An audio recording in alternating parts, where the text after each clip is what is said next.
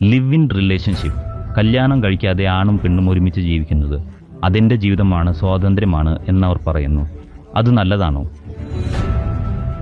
പാശ്ചാത്യ രാജ്യങ്ങളിൽ live in relationship ഉണ്ടാകാനുള്ള കാരണം എന്തെന്നാൽ, കല്യാണം കഴിക്കണമെങ്കിൽ ഇപ്പോൾ ഒരുപാട് രാജ്യങ്ങളിൽ, ഉദാഹരണത്തിന് ലെബനനിൽ, നിങ്ങൾ മുസ്ലിം പള്ളിയിലോ ക്രിസ്ത്യൻ പള്ളിയിലോ പോകണം. അവരിൽ ഏതെങ്കിലും മതപുരോഹിതർ വരണം. പിന്നീട് വിവാഹ ജീവിതം വേണ്ടെന്ന് തോന്നിയാൽ വേറെ കല്യാണം കഴിക്കാനുള്ള അവസരമില്ല. അവിടെ സിവിൽ മാര്യേജ് ഇല്ല.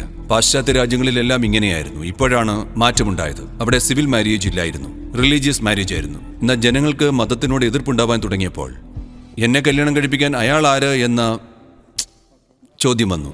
നമ്മൾ രണ്ടുപേരുമുണ്ട്, ഞാൻ വാക്ക് തരുന്നു, അതുപോരെ എന്ന നിലയിലായി. ഇതൊരു റിബലിയൻ പോലെ വന്നതാണ്. അത് പിന്നീട് സൗകര്യപ്രദമായി മാറി. ലിവിംഗ് റിലേഷൻഷിപ്പ് എല്ലാം കമ്മിറ്റ്മെന്റ് ഇല്ലാത്തതാണെന്ന് വിചാരിക്കരുത്. ഒരുപാട് പേർ വിവാഹത്തേക്കാൾ കൂടുതൽ കമ്മിറ്റ്മെന്റ് ഉള്ളവരാണ്.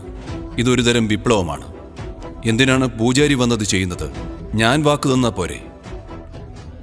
പക്ഷേ സദ്ഗുരു, നമ്മുടെ രാജ്യത്തിൽ, ഇന്ത്യയിൽ ഒരു പെണ്ണ് കല്യാണം കഴിക്കാതെ അത്തരത്തിൽ ജീവിക്കാൻ തീരുമാനിച്ചാൽ സമൂഹത്തിന്റെ കണ്ണിൽ അതെങ്ങനെയാണ്? അത് നിങ്ങൾ ഏതുതരം സമുദായത്തിലാണെന്നതിനെ ആശ്രയിച്ചിരിക്കുന്നു. നിങ്ങൾ എവിടെയുള്ള ഗ്രാമത്തിലാണ് താമസിക്കുന്നതെങ്കിൽ അത് സാധ്യമല്ല. നിങ്ങൾ മുംബൈയിലോ ഡൽഹിയിലോ ആണെങ്കിൽ ഒരു പ്രശ്നവുമില്ല.